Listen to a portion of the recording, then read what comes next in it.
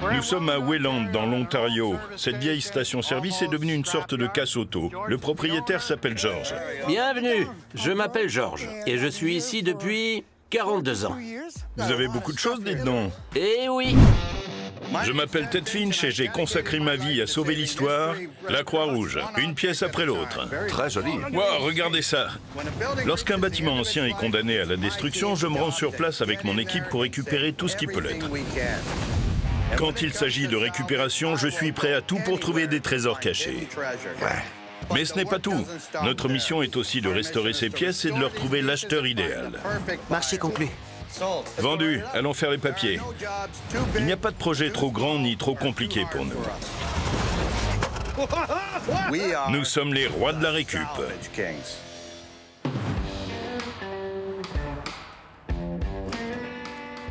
Qu'est-ce qu'on doit faire aujourd'hui?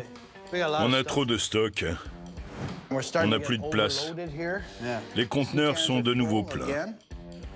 On trouve tellement d'objets de valeur que nous nous retrouvons régulièrement avec trop de stock. Et c'est stressant. On pourrait organiser une vente, Bonne idée, des portes ouvertes. Oui. mais avec des prix attractifs, en dessous de la valeur du marché, Ouais. pour que tout s'en aille.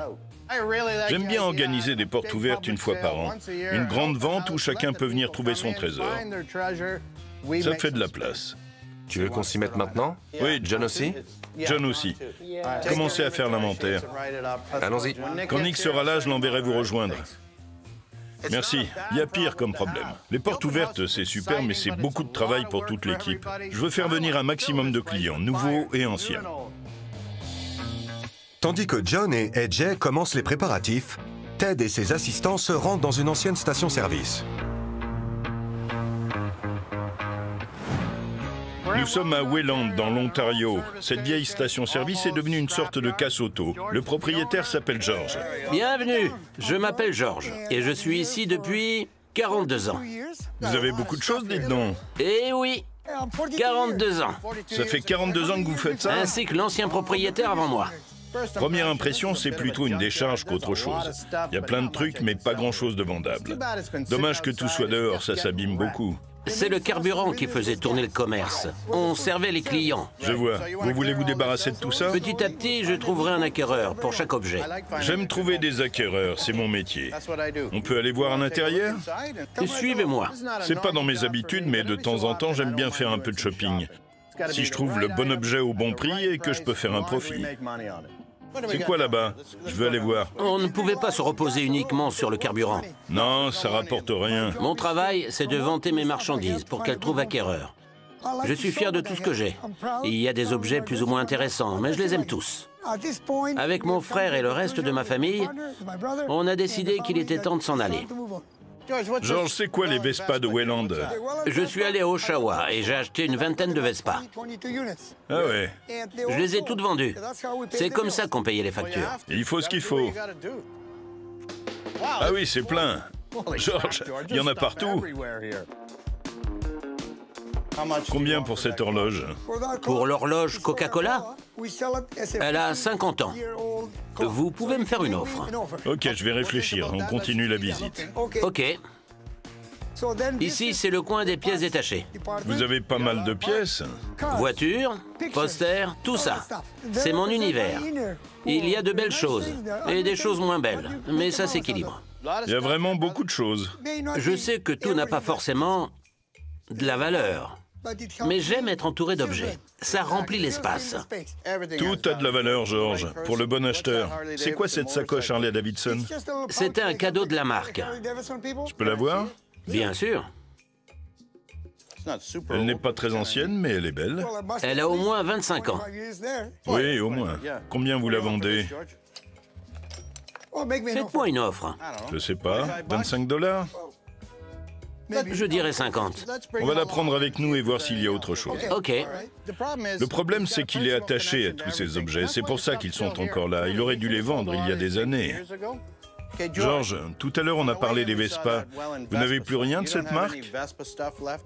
Juste une. Il vous en reste une? Une machine. Où ça? On peut aller voir? Dans le garage derrière. Allons voir. Quand il m'a parlé de Vespa, j'ai pensé à un client qui en achète tout le temps. S'il y en a une ici, je la veux. On ne s'occupe pas seulement des voitures des gens. On fait aussi pousser du raisin. Vous avez de multiples talents. George, il y a une enseigne golf là-bas au fond. Ouais, elle était là avant qu'on arrive.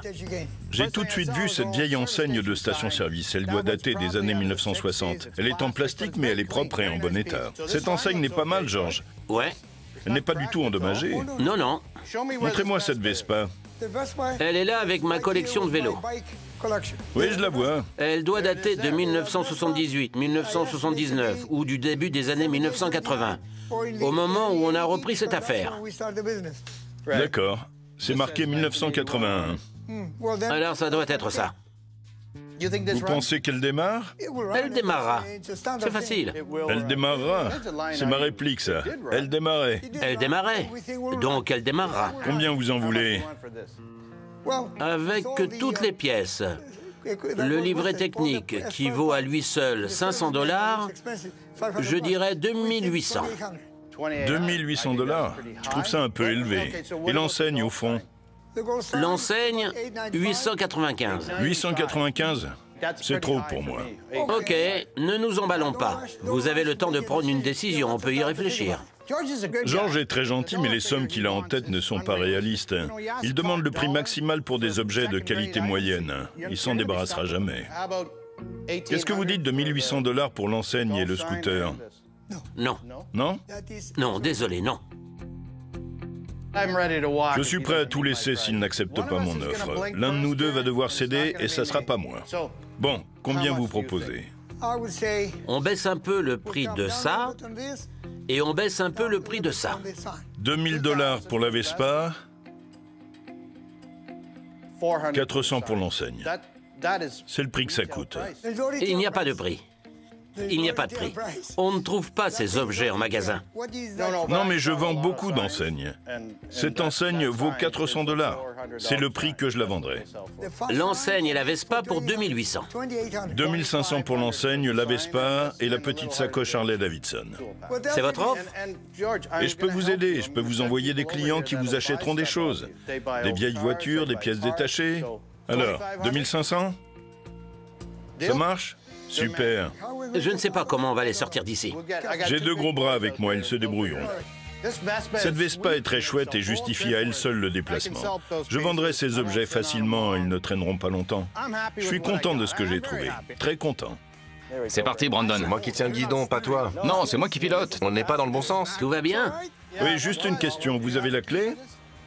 Non. Non? Oh, zut. George est un vrai filou. Il a toutes les pièces de cette Vespa par la clé. Si je la trouve, elle est à vous. D'accord, ça marche. J'ai regardé partout, je l'ai pas. On trouvera une solution. C'est une pièce de collection, elle est en très bon état, il faut juste la faire démarrer pour lui trouver un acheteur. Oh, t'es tellement fort, tellement beau et sexy. C'était sympa de rencontrer George. Brandon rentre à la boutique pendant que Nick et moi, on va rendre visite à un autre George. C'est la journée des Georges.